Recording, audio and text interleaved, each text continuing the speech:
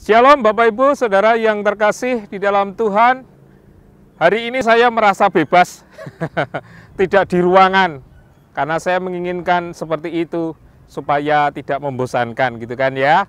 Dan bersama dengan kru anak-anak yang setia juga, kita akan merenungkan firman Tuhan. Dan saat ini kita akan bersaat teduh sebelum kita bersama-sama merenungkan firman-Nya.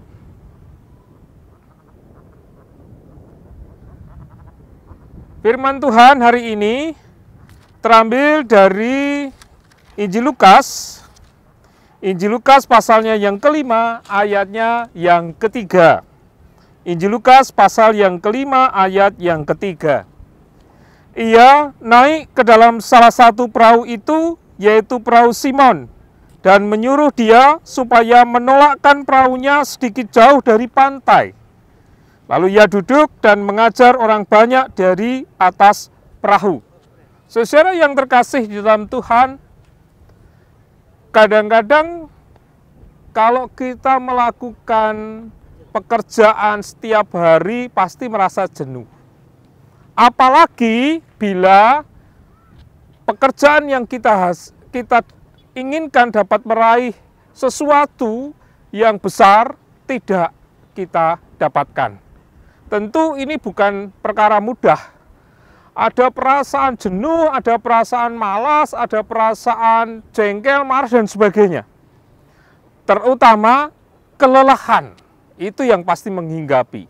Dan kalau orang sudah lelah, apa yang akan dilakukan? Tidur, istirahat, begitu kan?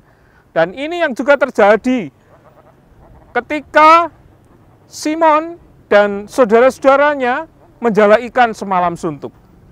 Mereka sebenarnya sudah jenuh, sudah mau istirahat karena tidak mendapat apa-apa. Tetapi kemudian Tuhan Yesus datang. Tuhan Yesus datang dan saat itu Tuhan Yesus hadir di hadapan mereka. Dan seperti yang dikatakan dalam ayat yang ketiga, kemudian ia naik ke dalam salah satu perahu itu, yaitu perahu Simon, ya, dan menyuruh dia supaya menolakkan perahunya sedikit jauh dari pantai. Saudara, apa maksud Tuhan? Ketika ia datang, ia ingin duduk dan memilih perahunya Simon. Kenapa tidak perahu yang lain? Nah, memang kedekatan Simon dengan Yesus itu luar biasa. Dan Yesus memang mendekati Simon, tentu ada sesuatu yang akan di masa depannya yang akan membuat ia bisa melakukan banyak hal, terutama pekerjaan Tuhan, dan memimpin saudara-saudaranya untuk melayani Tuhan. Maka seperti yang kemudian waktu itu ketika Yesus hadir dan duduk di perahu itu, ia ingin menguatkan Simon. Karena sebagai seorang pemimpin, ia pasti kelelahan memimpin saudaranya untuk menjala ikan.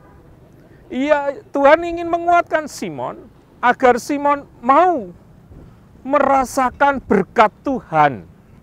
Dan itu betul. Kalau ayat ini lengkap kita baca, lalu Tuhan meminta Simon agar menolakkan jalannya lebih dalam lagi. Dan kemudian yang terjadi, banyak ikan didapat dan bahkan harus dibantu oleh saudara-saudaranya untuk mengangkat jala. Nah, saudara yang terkasih di dalam Tuhan, dalam pengakuan selanjutnya kemudian Simon mengatakan, saya ini orang berdosa Tuhan, karena tidak mempercayai Engkau, tidak mau mendengarkan Engkau. Tidak layak untuk pekerjaan Tuhan. Tetapi Tuhan Yesus meyakinkan Simon bahwa Simon dipakai oleh Tuhan.